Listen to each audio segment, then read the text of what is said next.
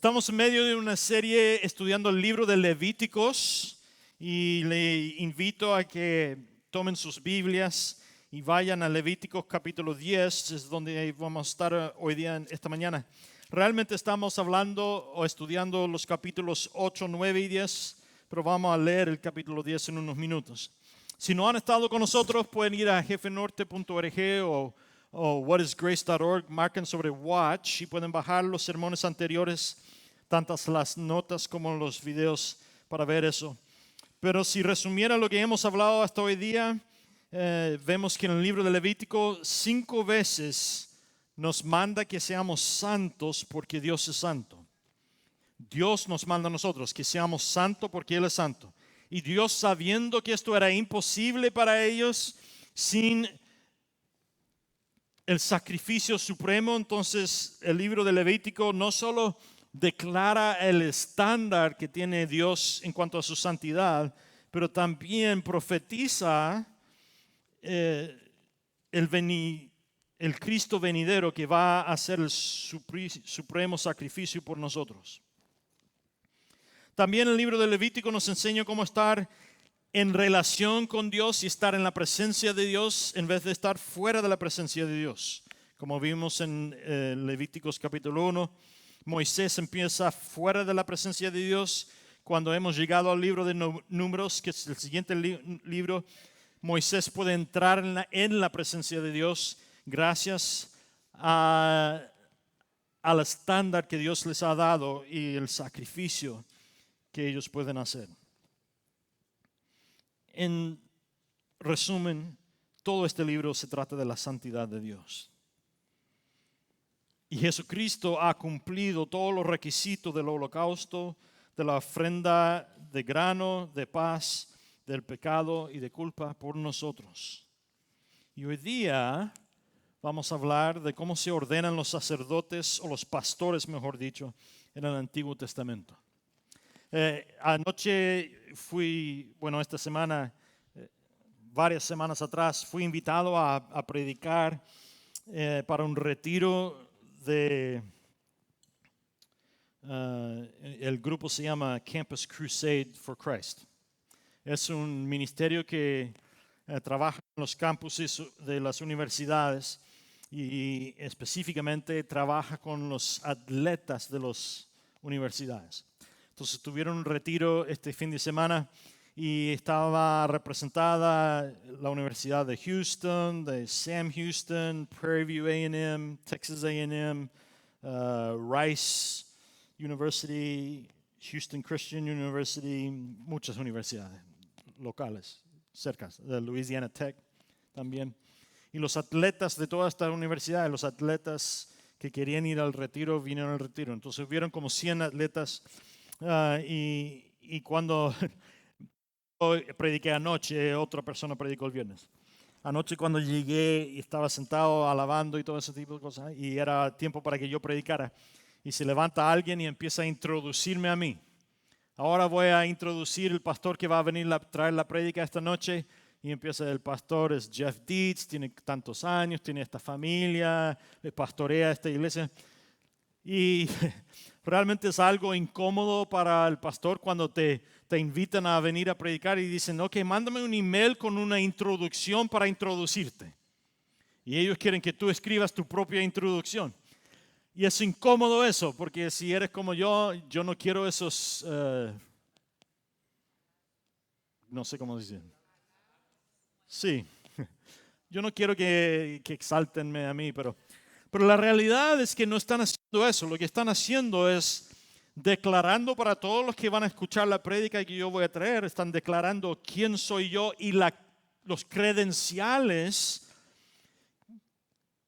que Dios ha puesto sobre mi vida y las razones por las cuales la audiencia debería de escuchar lo que yo voy a decir. Y Dios, hablando de su santidad y dándole la forma de traer expiación por el pecado a sus personas, en medio de eso, Él va a enseñarles cómo ordenar o establecer a los sacerdotes en el Antiguo Testamento y los mismos principios aún deberían de practicarse hoy en cuanto, de cierta manera, en cuanto a los pastores, ¿no? Entonces es importante que hablemos de eso. ¿Cómo se ordenaban los sacerdotes en el Antiguo Testamento? Pues en los capítulos 8 y 9 de Levítico, no lo vamos a leer hoy día por razones de tiempo, usted lo puede leer en casa, pero va detalladamente en cómo ordenar o consagrar a los sacerdotes y cómo ellos deben de practicar la oficina de sacerdocio. Entonces, vemos en el capítulo 8, en los primeros 4 versículos, un mandamiento para ordenar a Aarón y a sus hijos. Y después, en los versículos 5 al 9, cómo deben de vestirse cuando hacen los oficios de sacerdocio. Cómo ungir a Aarón y consagrar al tabernáculo. Y quizá algunos de ustedes vinieron hace un par de semanas en la noche, hicimos un servicio de consagración para este edificio. Y vinieron todos los pastores y gente de ambos campuses. Y una de las cosas que hicimos, que viene directamente del libro de Levíticos, es que nuestro pastor Jim tomó el aceite e ungió a este edificio, ungió al staff de North Campus. Si estuvieron, vieron eso. Eso no solo se trata de un servicio formal, se trata de un cumplimiento de lo que la Biblia nos enseña a hacer en cuanto a ungir y consagrar a un tabernáculo. Entonces, este edificio, si estuvieron con nosotros, no solo lo ungimos con aceite y oramos por este edificio, sino que literalmente tomamos un título del edificio y lo devolvimos al Señor.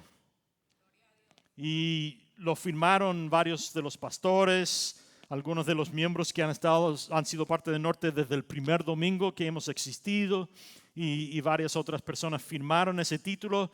Y ahora le están poniendo ¿cómo se dice? Un frame cuadrado y lo vamos a colgar aquí cuando esté terminado para que todo el mundo vea que este edificio, nosotros no somos dueños de este edificio, lo hemos devuelto al Señor, consagrado para su ministerio.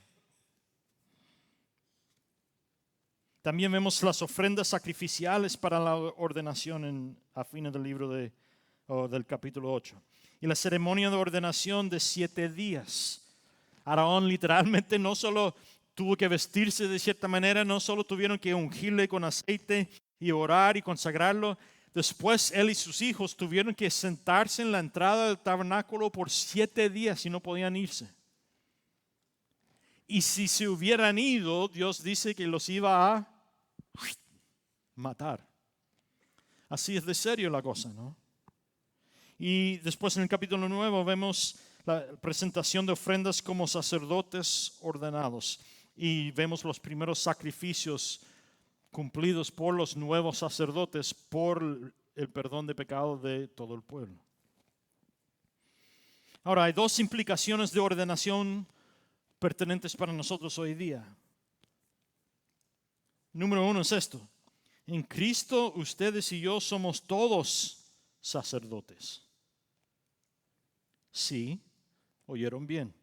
La Biblia dice que todos los que hemos rendido nuestra vida al señorío de Cristo somos sacerdotes. Por lo tanto, tú y yo debemos de vivir en nuestra identidad como sacerdotes reales.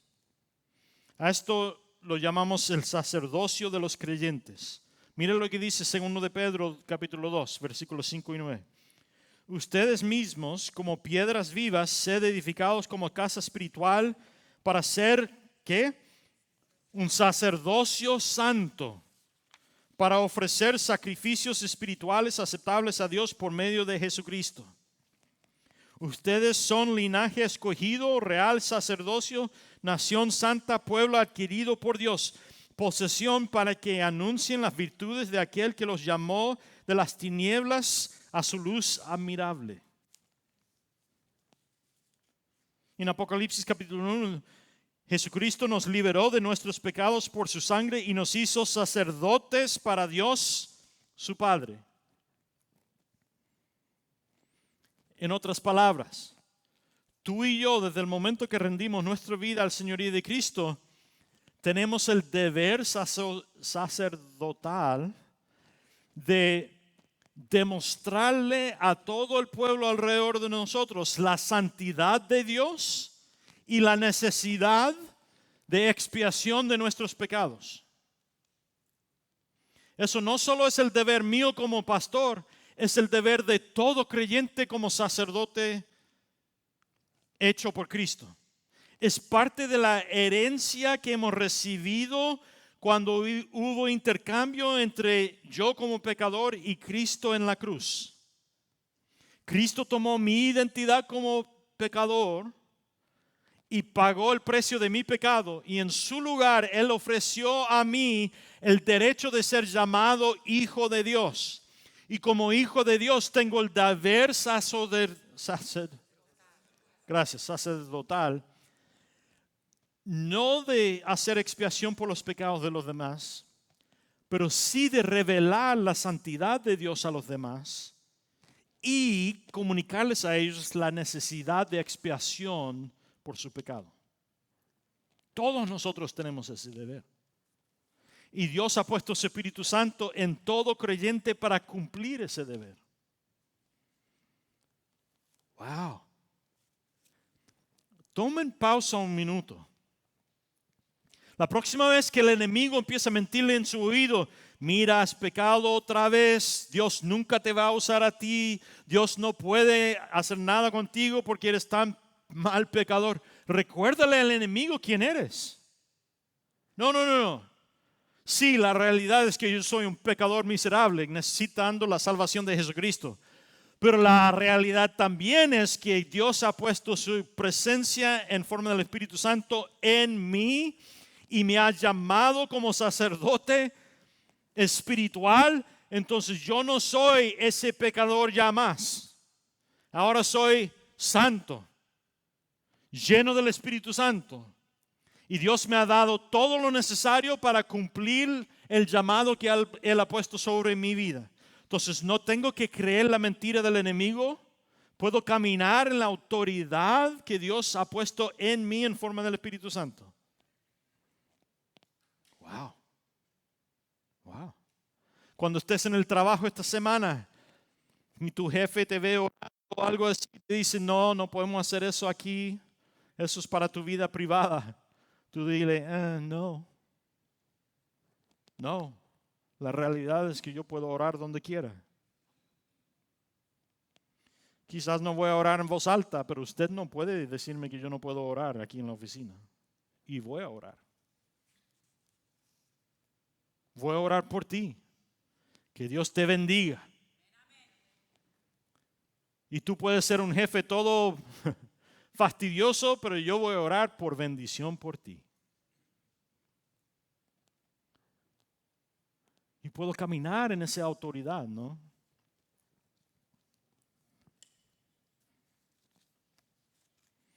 Si tú estás aquí y no eres hijo o hija de Dios, ni sacerdote, arrepiéntate hoy de tus pecados y rinda tu vida al señorío de Cristo para que Él te haga a ti sacerdote también. Ahí puse una oración, ejemplo, que puedes orar para entregar tu vida al señorío de Cristo. Y si has hecho eso, pero nunca lo has hecho público, hazlo ahora mismo. Inscríbete para el 23 de noviembre cuando vamos a tener nuestro próximo servicio de bautismo. Invita a ese jefe fastidioso que venga a verte, bautizarte en la iglesia y a todos tus colegas. Porque sí, quizás tu jefe no te va a dejar predicar ni orar públicamente en tu oficina, pero él no puede detenerte de invitar a tus colegas a que vengan el domingo a verte bautizarte y declarar públicamente quién eres en Cristo.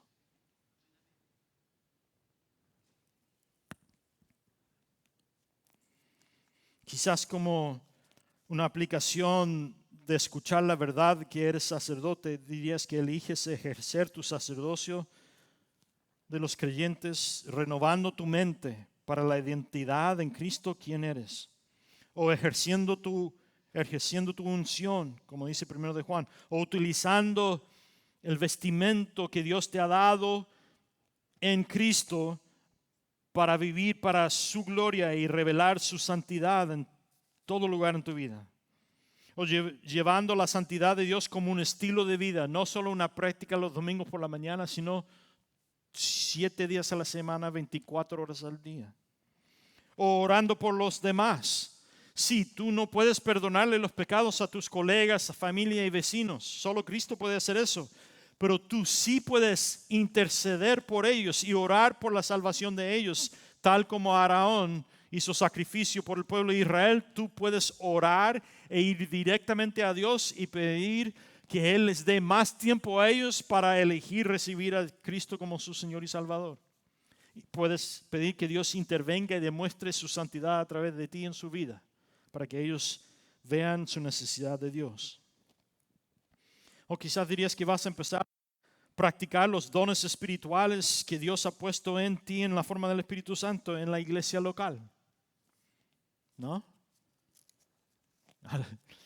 Quizás ustedes cuando estábamos cantando veían la letra que iba un poquito atrasado. Eso es porque solo tenemos un hispano que es voluntario para poner la letra en la pantalla. Entonces un joven gringo estaba sirviéndole a ustedes hoy día, haciendo la letra para las canciones. Ni siquiera sabe español. Entonces estaba un poquito atrasado. Quizás algunos de ustedes dirían, ¿saben? Yo puedo una vez al mes hacer la letra para que veamos la letra en español a tiempo. Quizás dirías, hoy voy a practicar, desde hoy en adelante voy a practicar el sacerdocio, empezando a utilizar los dones que Dios me ha dado para el beneficio de toda la iglesia. ¿No? Hay gente ahorita que está orando y hablándole a sus hijos allá, demostrándole la santidad de Dios, para que sus hijos no estén jugando cuando tú estás alabando, sino que ellos también están alabando y aprendiendo de nuestro Dios. Quizás tú serías un voluntario una vez al mes para ayudar con los niños, qué sé yo. Lo segundo que vemos es que aunque todos los creyentes son sacerdotes, la iglesia del Nuevo Testamento practica hoy la ordenación de pastores y ancianos para el liderazgo de la iglesia local, aparte del sacerdocio que todos los creyentes tienen. Y la ordenación de los pastores y ancianos en la iglesia de la iglesia local se realiza mediante la imposición de manos por parte de otros pastores y ancianos. Y ojo, en el Nuevo Testamento cuando ven la palabra pastor o anciano o obispo, es la misma, todas esas palabras en el griego literalmente significan pastor, no como pastor como yo, pastor como ovejero, no alguien que ¿cómo se dice? Pastorea el rebaño de los creyentes. Pero todas las palabras utilizadas en el Nuevo Testamento, ya sea pastor, anciano o obispo, significan la misma cosa. Entonces, el Nuevo Testamento nos enseña en 1 de Timoteo, en 2 de Timoteo, en Hechos, Efesios y 1 de Pedro, que cuando alguien quiere asumir la posición de pastor en una iglesia, que debe de buscar a otros pastores y ancianos que pongan sus manos sobre él o ella y oren y lo ungen con el aceite de Dios para la ordenación de ese oficio, tal como en el Antiguo Testamento Moisés ungió a Aarón con el aceite y pidió que Dios lo ungiera a él para ser sacerdote por el pueblo de Dios. Aquí vemos un ejemplo de cómo, tal como dijo Cristo, que Él no vino para acabar con la ley, sino para cumplir la ley. Entonces la práctica de ungir a los pastores no terminó con la ley, ha seguido después de Cristo. Aquí en Grace Fellowship, el proceso para la ordenación de los pastores incluye una entrevista realizada por un pastor de Grace Fellowship. Cuando Grace Fellowship estaba contemplando contratarme a mí como pastor, me mandaron un libro de entrevista. Eran como 40 páginas de preguntas que yo tuve que llenar y devolverles a ellos para que lo estudiaran. No solo un pastor, eran varios pastores que vieron mi entrevista. Y esa entrevista realizada por el equipo de personal de la Junta de Ancianos de Grace Fellowship. Entonces, después de ver mi entrevista, los pastores lo llevaron al grupo de liderazgo de gobernación de esta iglesia Grace Fellowship, y los que gobiernan Grace Fellowship habían hecho un equipo entre ellos más pequeño, y después de que los pastores me entrevistaron, ellos me entrevistaron. Y después hubo un proceso, o si te quieres ser ordenado como pastor aquí en Grace Fellowship, después de eso va a haber un proceso de mentoría y formación en seminario o experiencia ministral. Ahora, cuando me contrataron a mí, ellos tomaron los 20 y tantos años de experiencia y el certificado de mi posgrado de seminario. Ellos tomaron todo eso en cuenta antes de contratarme a mí. Y después hubieron múltiples entrevistas realizadas por una junta de ordenación. Entonces, si tú te quieres ordenar hoy día, vas a tener todo este proceso. Después de todo eso, si no hay nada o nadie que diga no podemos ordenar a esta persona, la ordenación es mediante la imposición de manos por un supervisor, un pastor o un obispo que unge al candidato para el ministerio. Es un proceso largo. Cuando contratamos a Kyle, trajimos a varios candidatos e yo los entrevisté, y ahí se los entregué a un equipo de personas que eran miembros de la iglesia y líderes en la iglesia. En eso, Pablo era parte de ese equipo, yo creo, Pablo y Olga. Y ellos y yo me retiré de eso porque yo conocía a 2 de los 3 candidatos que entrevistaron. Entonces yo dije, yo los he entrevistado a los 3, ahora se los entrego a ustedes y yo me lavo las manos. Yo no voy a influir esta decisión, y se los entregué a ellos. Y ellos entrevistaron a todos esos candidatos y de ellos dijeron, nosotros creemos que este es el candidato. No, ok, entonces de ahí yo llevo este candidato y lo llevo al gobierno de la iglesia, el cuerpo que son miembros elegidos de entre ustedes. Y ellos vieron todo eso y dijeron, ok, sí, nosotros no vemos razón por la cual no contratar a Kyle. Y él ya había sido ordenado para el ministerio, pero incluso ya que tenía ordenación, igual como yo, hicimos todo ese proceso para que todos los miembros de Grace Fellowship Norte sepan que los pastores de la iglesia vienen y han sido ungidos por el cuerpo de Cristo y vienen con experiencia y educación, ¿no? Pregúntate esta mañana, ¿te está llamando Dios al ministerio pastoral para ser un anciano o pastor de una iglesia? Si es así, habla conmigo después del servicio y podemos empezar ese proceso. Ahora, después del capítulo 8 y 9, hablando de el proceso para ungir, consagrar el tabernáculo y ungir a Aarón y sus hijos, llegamos al capítulo 10. Oh boy. Tan, tan, tan. Leamos el capítulo 10 de Levíticos hoy día. Nadab y Abiú, hijos de Aarón, tomaron cada uno su incensario y pusieron fuego e incienso en ellos. y ofrecieron delante del Señor un fuego extraño que Él nunca les mandó ofrecer.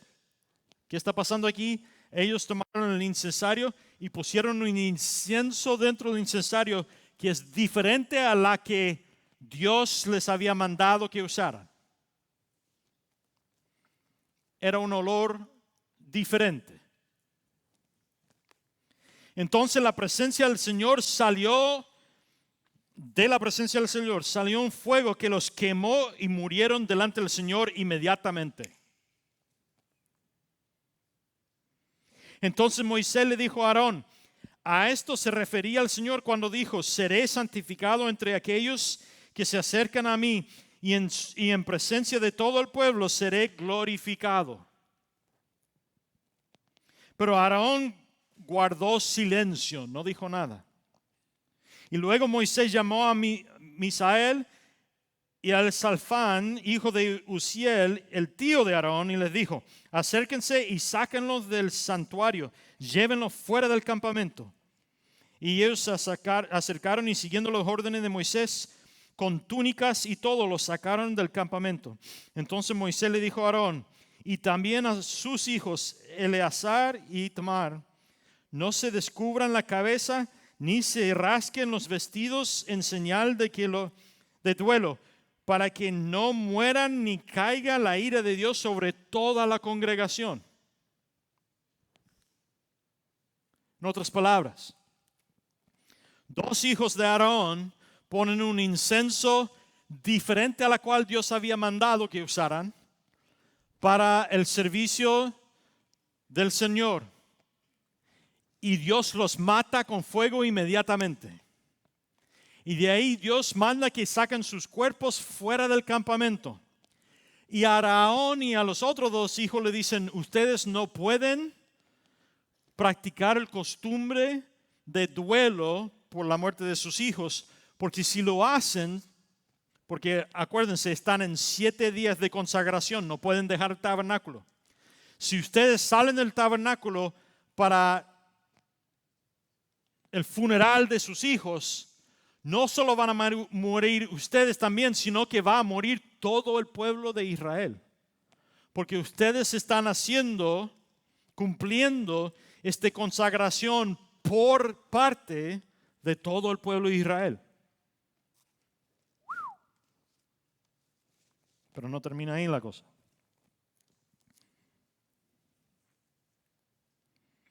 Entonces, versículo 12. Entonces Moisés le dijo a Aarón y también a Eleazar y a Itamar, los hijos que habían quedado, tomen la ofrenda que queda de las ofrendas encendidas al Señor y cómanla sin levadura junto al altar. Se trata de una ofrenda muy santa. Así que deben comerla en lugar santo. Y esto deben hacerlo tú y tus hijos con las ofrendas encendidas al Señor, porque así se me ha ordenado Dios. Además, tú y tus hijos y tus hijas deben comer en lugar limpio el pecho mecido de la espaldilla elevada, porque son tuyos y de tus hijos.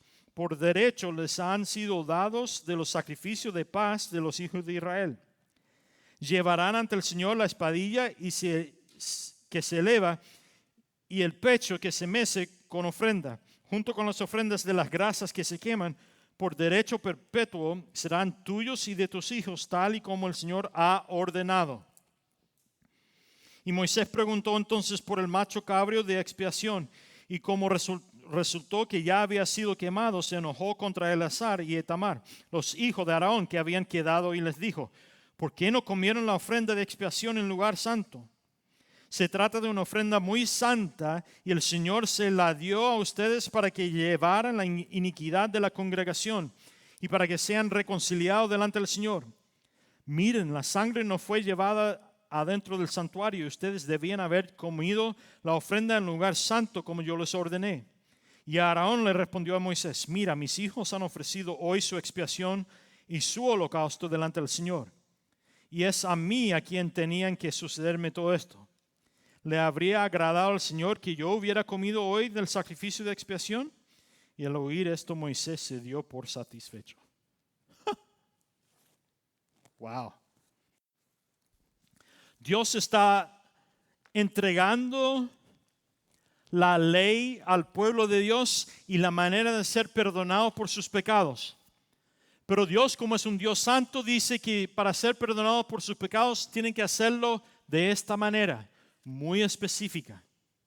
Y a los pastores, los sacerdotes, ustedes deben de hacer el rito de esta manera, muy específica. Y los hijos de Aarón, 2 de ellos, deciden que en vez de usar este tipo de incienso, voy a usar este porque me gusta más el olor de este. Y al hacerlo, Dios los mata instantáneamente. Aarón y sus otros hijos no pueden llorar, ni pueden dejar su oficio para enterrar a sus hijos. Deben de mantener los 7 días de consagración. Y Moisés les recuerda a ellos, hey, hagan todo tal cual como Dios ordenó. Para nosotros esto es muy importante entenderlo. ¿Qué podemos nosotros aprender sobre la santidad de Dios a través de Nadab y Abiú que murieron? Pues lo primero que debemos de aprender es esto. La santidad es un asunto serio y exige obediencia. La misma santidad que nos puso la piel de gallina en Levítico 9 condujo al juicio santo en Levítico 10. Dios les había advertido en Levítico 8 que hicieran todo según lo que Él les había ordenado. Y Nadab y Abiú no lo hicieron caso y por esa razón murieron. Dios les había advertido en Éxodo 30, versículo 9, que no deben de ofrecer incienso no autorizado. Pero ellos lo hicieron. Warren Wiersbe, el teólogo, dice que ha identificado al menos 7 desobediencias en que Nadab y Abiú incurrieron la ira del Señor. Número 1, era Aarón el que debía de haber manejado el incienso, no sus hijos.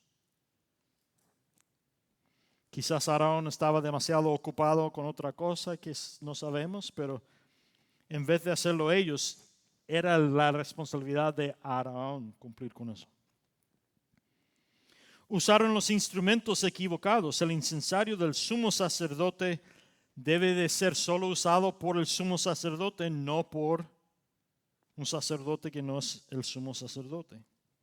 Sin embargo, los hijos habían tomado el incensario de Aarón y usado. Lo usaron en el momento equivocado. Solo en el día de expiación debía de haber sido utilizado el incensario. Pero ellos lo estaban usando en un día diferente. Usaron la autoridad equivocada. No se sometieron a Moisés y a Aarón, ni tampoco se sometieron a la palabra de Dios. Usaron un fuego equivocado. Se debieron haber tomado brasas del altar del bronce, no leña del fuego. Su motivo era equivocado. No buscaban glorificar a Dios, sino que no buscaron glorificar a Dios de la manera que Dios había pedido ser glorificado. Trataron de glorificar a Dios de sus propias intenciones. Y el espíritu era equivocado. Algunos especulan que estaban ebrios, borrachos, cuando hicieron todo esto. Eso lo ven, algunos piensan al leer Levítico 10, capítulo 10, versículos 9 y 10. Esto es muy importante, porque cuidado, muchos de nosotros hacemos lo mismo hoy día. Dios nos pide que alabemos al Señor de ciertas maneras y muchos de nosotros cristianos decimos, sí, pero lo que importa es la intención. Si mi intención es honesta y verdadera, eso vale. No es así. Dios es Dios santo y Él tiene el derecho de decir cómo quiere ser alabado. Tú y yo no somos Dios. Entonces, Cuando alabamos al Señor o servimos al Señor, debemos de hacerla de una manera según su palabra, no según nuestro querer. Y hay muchos en esta cultura hoy día que dicen, sí, pero mi intención es más valioso que la palabra de Dios. Dios dice, hazlo así, pero la realidad es que eso fue escrito hace miles de años, entonces la cultura ha cambiado, entonces yo lo voy a hacer así. Pero cuando hacemos eso, estamos elevando nuestro propio deseo e intención sobre la santidad de Dios. Y debemos de tener cuidado, porque Dios toma eso en serio. Ejemplos como Dios exige santa obediencia. Moisés mismo en Números capítulo 20, cuando están vagando por el desierto, Moisés debía seguir la voluntad de Dios, pero un día, en esos 40 años, un día, el pueblo se había estado quejando por semanas, querían agua para tomar, y Moisés, en vez de preguntarle a Dios qué debe de hacer, él decide que va a hacer un mismo milagro que Dios le había dicho que hiciera antes. Y va y le pega a una roca para que salga agua. Y gracias a Moisés no consultar con Dios, Moisés muere en el desierto y no puede entrar en la tierra prometida. Gracias a ese único, singular desobediencia de Dios. Acán toma un tesoro porque cuando ha muerto Moisés y toda esa generación, Josué lidera al pueblo de Israel a entrar en la tierra prometida. Y Dios le dice, no tomen nada de las culturas paganas que existen ahí cuando van conquistando. Pero Acán, uno de los israelitas, toma algo de tesoro que encuentra en una de las carpas de los pueblos que habían conquistado y lo toman, lo ponen en su bolsa. Y vemos que Dios trae condenación sobre todo el pueblo y sobre Acán.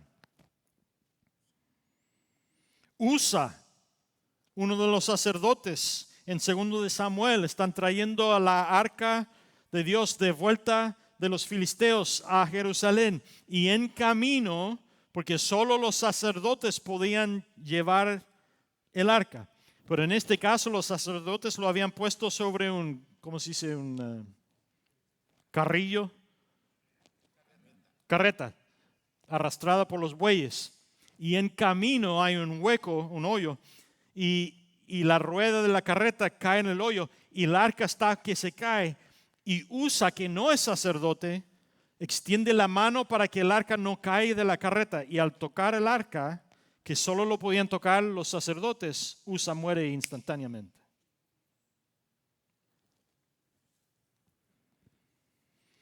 Y en el Nuevo Testamento, en Hechos capítulo 5, Dios está pidiendo la ofrenda y Ananías y Zafira mienten delante del Señor. Y en vez de traer su ofrenda, dicen que habían traído su ofrenda, pero realmente lo guardaron para sí mismos y Dios los mata a ellos. El teólogo John Bevere dice, temer a Dios es reverenciarlo y sentir un profundo temor reverencial ante Él. Temer a Dios es santificarlo a Él. Temer a Dios es estimarlo, respetarlo, honrarlo, venerarlo y adorarlo por encima de cualquier otra cosa. Temer a Dios es odiar el pecado y la injusticia. Temer a Dios es apartarse del mal en todo sentido, pensamiento, palabra y acción. Temer a Dios es caminar con la auténtica humildad ante Dios y la humanidad. Temer a Dios es darle todo lo que le pertenece a Él. Y temer a Dios es temblar ante Él con asombro y reverencia. Temer a Dios es obedecerle a Dios. Y Jerry Bridges dice, Dios quiere que caminemos en obediencia, no en victoria. La obediencia se orienta hacia Dios y la victoria nos orienta hacia nosotros mismos. La victoria es un subproducto de la obediencia.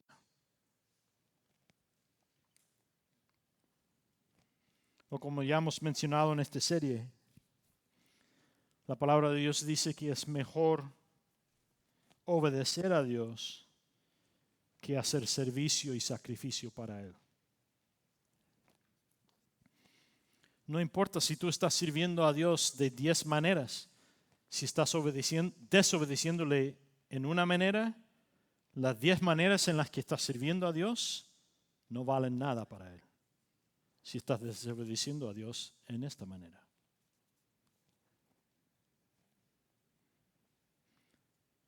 Yo me acuerdo cuando llegué de vuelta a Chile y empecé a trabajar y empecé el proceso de ordenación en la iglesia de primera iglesia bautista de Canyon, Texas, que se encuentra fuera de Amarillo. Y el pastor de esa iglesia una vez estaba predicando y él me contó la historia. Cuando él llegó a la iglesia, los ancianos de la iglesia que estaban ahí, los diáconos de la iglesia, líderes de la iglesia, él empezó a predicar y una vez él empezó a predicar una serie que no les gustó a ellos. Entonces ellos se reunieron y decidieron que le iban a decir al pastor que cambiara la serie de prédica. Entonces ellos se acercaron a él y dijeron, mira, lo que estás predicando no nos gusta, queremos que cambies lo que estás predicando. Y él les dice, mira, yo estoy predicando lo que yo siento que Dios me está llamando a predicar. Ustedes me pueden despedir si quieren, pero yo no voy a desobedecer al Señor. Y ellos dijeron, bueno, entonces en la próxima reunión, en la iglesia bautista, la congregación vota por decisiones como esa. Entonces ellos dijeron, en la próxima reunión de la congregación, nosotros pondremos en los minutos de la reunión a hablar de despedirte como pastor. Y él dice, tú haz lo que tú quieras, yo voy a seguir obedeciendo a Dios. Al próximo día, uno de los diáconos tuvo un ataque de corazón y murió instantáneamente. Segundo día después de haber reunido con el pastor, otro de los diáconos se le reventó el apéndice, murió instantáneamente. 3 días de haberse reunido con el pastor, los diáconos se reunieron de nuevo con el pastor y dijeron, predica lo que Dios te esté diciendo que prediques.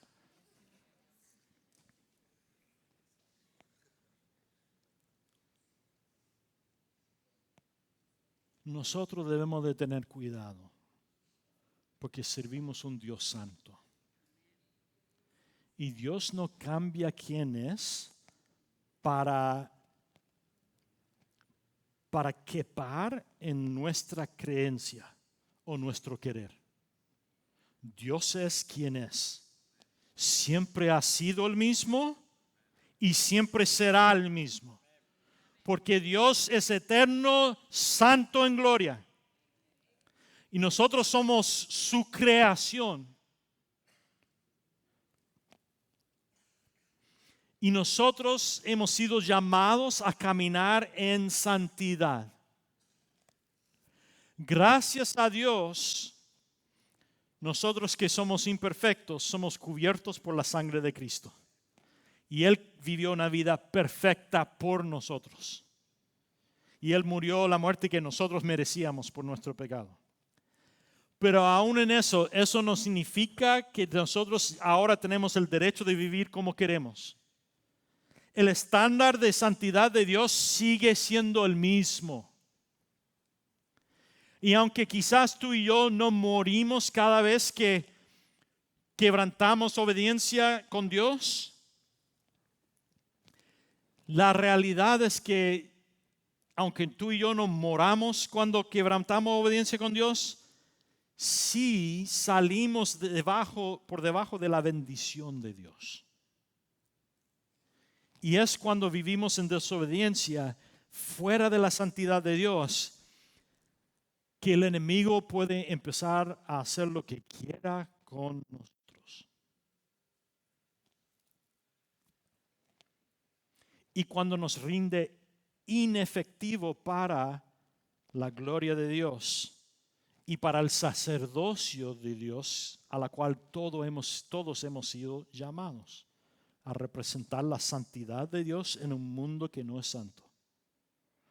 A orar por parte de un pueblo que no conoce a Dios y no reverencia a Dios.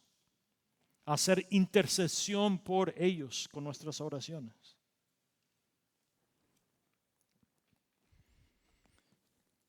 Si tienes problemas en tu familia, lo primero que debes preguntar es, ¿he salido por debajo de la santidad de Dios en algún lugar en mi familia o en mi vida? La respuesta no será siempre sí, pero es un buen lugar donde empezar. ¿Estás teniendo problemas en tu trabajo? El primer lugar donde debes de preguntar es, ¿estoy abandonando la santidad de Dios en algún lugar en mi vida? Porque siempre cuando estamos caminando fuera de la bendición de Dios, es por desobediencia en algún lugar en nuestra vida. Quizás como una aplicación número 3 dirías que en respuesta a la absoluta seriedad del estándar de la santidad de Dios, elijo hoy día obedecer todos los mandamientos de Dios en el poder del Espíritu Santo. Yo elijo enfocarme en la obediencia centrada en Dios por encima de la victoria centrada en mí. O quizás dirías que vas a empezar a orar, santificado sea tu nombre, Cristo, en todo lo que yo hago. Señor, por favor, santifica tu nombre en toda mi vida. O quizás dirías que vas a empezar a vivir con un temor respetuoso y reverencial del Señor y en la santidad. Wow. Ahora, al hablar de la ordenación de los pastores, puede sonar que los pastores lo tienen muy bien, ¿no? Que son apartados de gente normal. Y la realidad es que sí, somos apartados de la gente normal. Pero no todo es fresas y rosas para nosotros. Mira los requisitos para los pastores en el Nuevo Testamento. Primero de Timoteo 3. Palabra fiel. Si alguno aspira al cargo de superintendente o pastor o obispo, noble tarea desea. Por lo tanto, es necesario que él sea irreprochable, esposo o esposa de una sola persona, sobrio, prudente, de conducta respetable, hospitalario, apto para enseñar, no bebedor ni violento, sino amable, no pendenciero, no avaro. Debe gobernar bien su casa con toda dignidad, manteniendo a sus hijos sumisos. Porque si alguien no sabe gobernar su propia casa, ¿cómo puede cuidar de la iglesia de Dios? No debe ser un recién convertido, no sea que se envanezca y caiga en la condenación del diablo. Además, debe ser bien considerado por los de afuera, para que no caiga en deshonra en una trampa del diablo. Y en 1 de Tito dice, por eso te dejé en Creta, para que pusieras orden en lo que faltaba y nombraras ancianos o pastores o obispos en cada ciudad, como te indiqué. Si alguno es irreprensible, esposo de una sola mujer, y sus hijos son creyentes y no están expuestos a la acusación de libertinaje ni insubordinación, porque un obispo como administrador de Dios debe ser irreprensible. No debe ser arrogante ni aracundo, ni borracho, ni violento, ni ávido de ganancias, sino hospitalario, amante de lo bueno, dueño de sí mismo, justo, santo y disciplinado. Debe aferrarse a la palabra fiel tal como se enseña, para que pueda impartir instrucción en sana doctrina y también reprender a los que contradicen.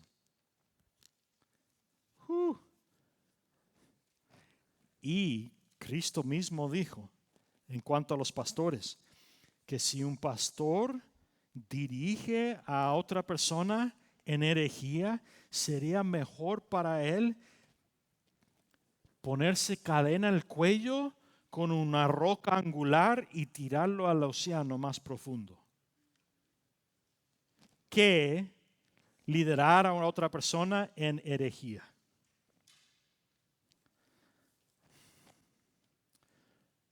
La realidad es que todos somos sacerdotes, pero como pastor, yo voy a tener que responder al Señor por la espiritualidad de todos ustedes.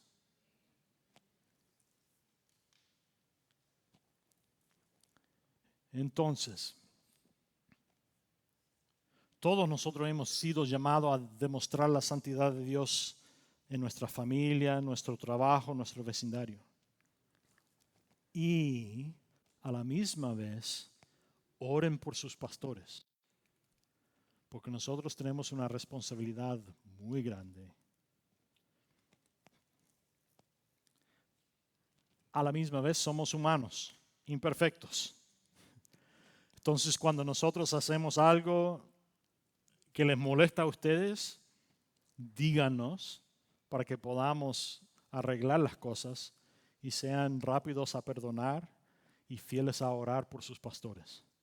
Porque el enemigo tiene en su vista a Kyle, porque el enemigo quiere a sus jóvenes. El enemigo tiene en su vista a Cindy, porque él quiere a sus hijos. El enemigo tiene en su vista a Hannah, porque él quiere que todo sea desordenado. Y él sabe que su pastor Jeff es bien desordenado, sin un administrador como Hannah, ¿no? Oren por sus pastores, que sean fieles a la palabra de Dios, que sean santos e irreprochables, que vivan una vida justa y llena de la palabra de Dios. Y de ahí sigan sus ejemplos y vivan una vida llena de la palabra de Dios, demostrando la santidad donde quiera que Dios les lleve. Amén. Señor, manda su Espíritu Santo sobre este lugar esta mañana. Pedimos que nosotros caminemos en santidad. Señor, la realidad es que sin el poder de tu Espíritu Santo en nosotros siempre fallaremos en esa tarea. Pero por eso le damos gracias que usted ha mandado a su Hijo Jesucristo a cumplir la ley por nosotros.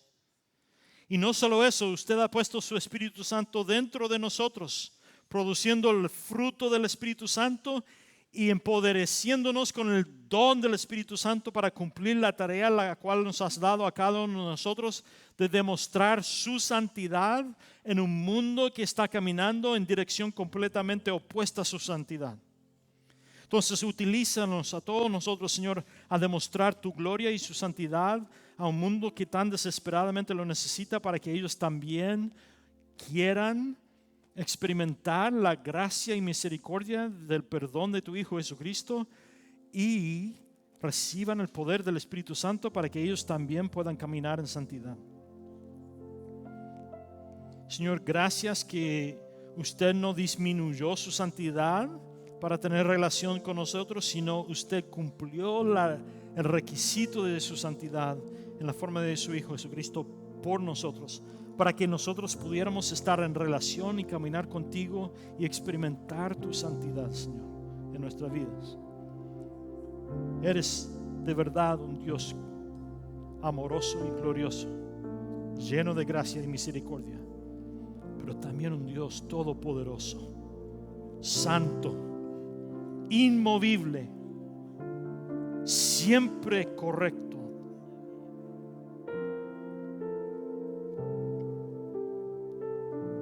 Entonces esta mañana, Señor, glorificamos tu nombre, alabamos tu santidad en este lugar y pedimos que tu santidad crezca en nosotros y que toda la gloria y honra sea tuya, Señor. En nombre de tu Hijo Jesucristo pedimos.